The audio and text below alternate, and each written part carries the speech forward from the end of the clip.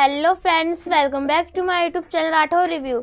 Anupama upcoming episode की update आपके लिए लेकर आई हूँ। ख्याति होश में आने के बाद गुस्सा होती है और सवाल करती है कि आखिर उसे क्यों बचाया। ख्याति कहती है कि वह अपनी ज़िंदगी ख़त्म करना चाहती थी और फिर उन्होंने उसे क्यों बचाया। अनुपमा उसे डांटते हुए कहती है कि जीवन ईश्वर का दिया हुआ तोहफा है और इंसान को यह हक नहीं कि वह इसे यूं ही ख़त्म कर दे। अनुपमा ख्याति से कहती है कि उसे पराग को थोड़ा समय देना चाहिए। फिर वह ख्याति से पूछती है कि अगर पराग ने भी यही किया तो उसे कैसा लगता। ख्याति कहती है कि पराग जी को कुछ नहीं हो सकता, लेकिन अनुपमा बताती है कि पराग भी इससे प्रभावित हुआ है और यह उसने दुख देखा है। ख्याति और फिर यह मानने को तैयार नहीं होती।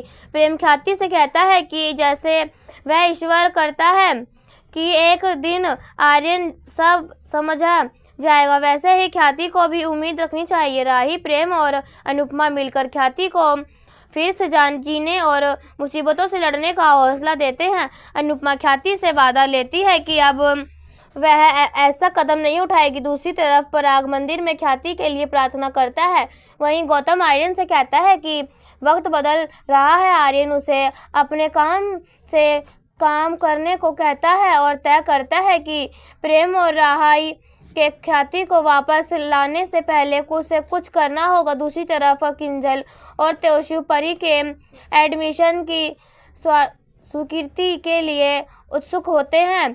तभी परी बताती है कि उसका एडमिशन हो गया है। किंजल और त्योशु खुशी जाते हैं, लेकिन परी चिंतित रहती दिखती है। किंजल उसे समझाती है कि ईशानी की वजह से वह टेंशन में है और सलाह देती है कि जब तक ईशानी का मामला सुलझ ना जाए तब तक एडमिशन की बात किसी से ना कहे। परी किंजल का शुक्रिया अदा करती है और त्योशु भी किंजल का धन्यवाद करती है कि उसने परी की फीस के लिए पैसे जुटाए। तभी पाखी वहां आती है, बताती है कि ईशानी घर पर नहीं है। परी बताती है कि रात को ही उसकी ईशानी से बात हुई थी। परी तय करती है कि अब वह ईशानी को अकेला नहीं छोड़ेगी। दूसरी तरफ अनुपमा पराग से मिलती है और बताती है कि ख्याति ने आत्महत्या करने की कोशिश की है।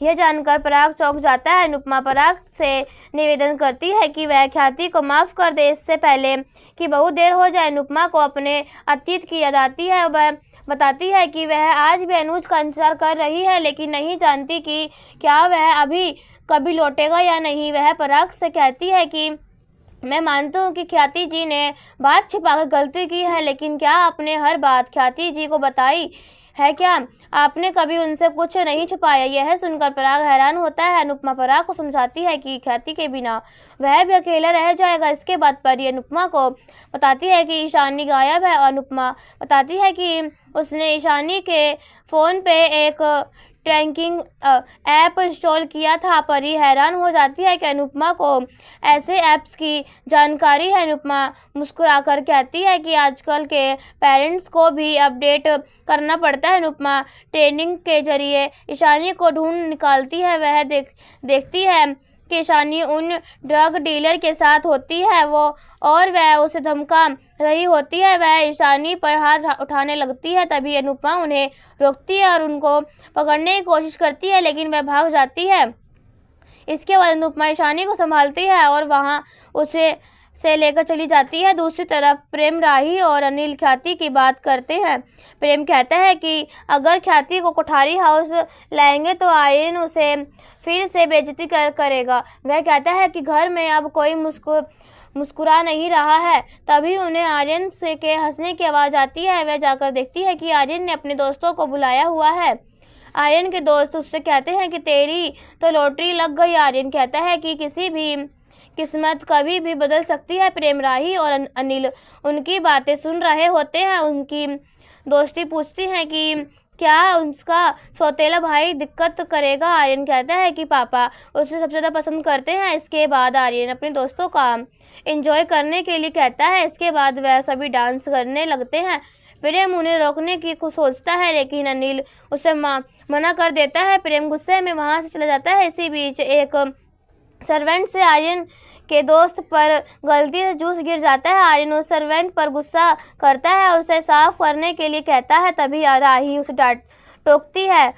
राही कहती है कि मैंने उस दिन समझाया था कि स्टाफ से ऐसे बात नहीं करनी और इस बार तो गलती तुम्हारे दोस्त की है, लेकिन फिर भी तुम्हें इससे काम करवाना है तो तुम इसे तमीज़ से कहो। आर्यन कहता है कि आप यह मत भूलो कि यह घर मेरे बाप का है, मुझे जिसके साथ जैसा पेश आना होगा मैं वैसा पे आऊँगा। इसी बीच आर्यन का दोस्त कहता है कि जाने दे आर्यन, इतनी प्यारी भाभी की बात कौन टालेगा। दूसरी तरफ वो कहता है कि ऐसी भाभी की तो सेवा करनी चाहिए, इनके तो प्यारे से हाथ पैर दबाना चाहिए। तभी राही उसको जोर थप्पड़ मार देती है। आर्यन चौंक जाता है। राही कहती है कि मजाक के नाम पर बकवास करोगे तो मजाक में थप्पड़ भी खाओगे। गौतम भी यह सारा ड्रामा देख रहा होता है। राही गुस्से में आर्यन से कहती है कि तुम्हारे दोस्त तुम्हारी भाभी की इंसल्ट कर रहे हैं और तुम देख रहे हो, तुम्हें शर्म नहीं आई। आर्यन कहता है कि अगर आपको मजाक पसंद नहीं आया तो बोल सकती थी, थप्पड़ मारने की क्या ज़रूरत थी। राही और आर्यन ने बहस हो जाती है। तभी प्रेम वहाँ से आता है और गुस्से में आर्यन से कहता है कि राही से इस तरह बात करने की तुम्हारी हिम्मत कैसे हुई। राही प्रेम को शांत करने के लिए कहती है। आर्यन के दोस्त उससे नाराज़ होते हैं और कहते हैं कि तू हमें घर बुलाकर हमारी इंसल्ट करवा रहा है। वह नाराज़ होकर वहाँ चले जाते हैं। इसी बीच अनिल वहाँ आता है और गुस्से में आर्यन से कहता है कि यह घर है, कोई पार्टी का अड्डा नहीं, हमें प्यार से बात करा लो तो तुम हमारे सर पर ही चढ़ गए। वह आर्यन को समझाता है कि प्रेम और राही तुमसे बड़े हैं तो इनसे तमीज़ से बात किया करो। तभी आर्यन पराग और मोटिबा का आते हुए देख लेता है और वह ड्रामा करता हुआ कहता है कि मैं सबसे छोटा हूँ, इसका मतलब यह नहीं कि सब मुझे दबाएंगे। क्या मुझे अपने दोस्तों को घर बुलाने का हक नहीं है? आप सब मुझे बाहर वाले की तरह ट्रीट करते हैं। प्रेम कहता है कि कोई तुम्हें ऐसा ट्रीट नहीं कर रहा, ऐसा सिर्फ तुम ही समझ रहे हो। आर्यन कहता है कि आप मेरे दुख को ओवर रिएक्ट कर रहे हो, जैसे भाभी ने मेरे दोस्तों को थप्पड़ मारा, आप भी मुझे थप्पड़ मार लो। आर्यन नाटक करता है। तभी पराग उन्हें डांटता है, टोकता है। आर्यन पराग के पास जाता है और अच्छा बनने का नाटक करता है। वह कहता है कि यह सब लोग मुझे बाहर वाला समझते हैं, आप बताइए क्या मेरा इस घर में कोई हक नहीं? क्या मुझसे इस घर में अपने दोस्तों को बुलाने का लिए प्रेम भाई और राही भाभी की इजाज़त लेनी पड़ेगी? आर्यन बताता है कि पहली बार मेरे दोस्त घर पर आए थे और राही भाभी ने उन पर थप्पड़ हाथ उठाया। तभी राही कहती है कि अगर पापा को उसकी वजह पता चलेगी तो वह उन्हें बुलाकर खुद थप्पड़ मारेंगे। आर्यन कहता है कि क्या आप यह कहना चाहती हो कि पापा आपकी बात मानेंगे और मेरी नहीं? तो ठीक है, मैं अभी इस घर को छोड़कर चला जाता हूँ। वैसे भी आप सब मेरा यहाँ रहने से खुश नहीं हो। आर्यन इमोशनल ब्लैकमेल करते हुए गुस्से में घर छोड़कर चला जाता है। पराग अनिल को आर्यन के पीछे जाने के लिए कहता है। अनिल कहता है कि आप चिंता मत कीजिए, आर्यन कहीं नहीं जाएगा, वह लौटकर वापस यहीं आएगा। प्रेम पराग को समझाने की कोशिश करता है लेकिन पराग कुछ नहीं सुनता और चला जाता है। प्रेम और राही को लगता है कि पराग उनको गलत समझ रहा है। तभी गौतम राही से कहता है कि तुम्हें आर्यन के टपोरी दोस्तों से बात करना ही नहीं चाहिए था। हम जानते हैं कि वह कैसे हैं, तो उन्हें सुधरने का थोड़ा टाइम तो। मोटिबा गौतम की बात पर सहमति जताते हुए और प्रेम से कहती है कि पहले तुम भी इसी तरह बड़े की बात नहीं मानते थे, फिर भी हमने बर्दाश्त किया था, तो तुम आर्यन से कैसे उम्मीद कर सकते हो कि वह एक पल में सुधर जाएगा? मोटिबा नाराज़ होकर चली जाती है। दूसरी तरफ अनुपमा ईशानी को घर लाती है और सभी लोग ईशानी को हालत देखकर परेशान हो जाते हैं। अनुपमा ईशानी से उन दोनों लोगों के बारे में पूछती है कि वह लोग कौन थे, क्या वह उसे ब्लैकमेल कर रहे थे? लेकिन ईशानी कुछ नहीं बोलती। अनुपमा उसे भरोसा दिलाती है कि वह उसका हर हालत में साथ देगी और वह बार बार गुजारिश करती है कि वह उन दोनों के बारे में सच्चाई बताए, लेकिन ईशानी कुछ नहीं बताती और वहाँ चली जाती है। पाखी को दुखी होकर रोने लग जाती है और अनुपमा से ईशानी को बचाने की गुहार लगाती है। अनुपमा दृढ़ होकर कहती है कि चाहे कुछ भी हो जाए वह ईशानी को कुछ नहीं होने देगी। इसके बाद अनुपमा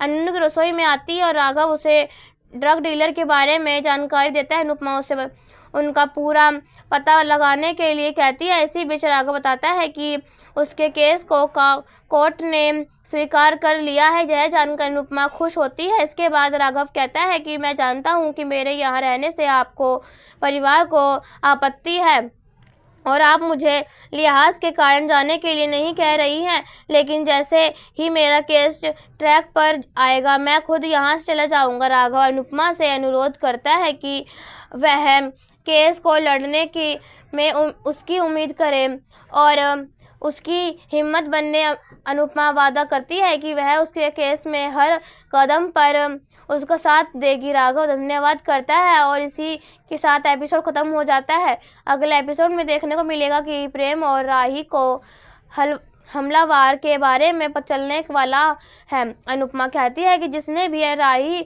पर हमला किया है उसे वह छोड़ेगी नहीं। राघव अनुपमा को सब कुछ सच बताने का फैसला करता है और सारी सच्चाई लेटर में लिखकर उसे दे देता है। कोठारी परिवार ख्याति को स्वीकार कर लेता है और सेलिब्रेट करता है। तभी अनुपमा को राघव का लेटर याद आता है और वह उसे पढ़कर चौंक जाती है और यहीं पर एपिसोड ख़त्म हो जाता है। ऐसी वीडियो देखने के लिए राठौर रिव्यू चैनल को सब्सक्राइब करें एंड वीडियो को लाइक करें। तब तक के लिए बाय बाय।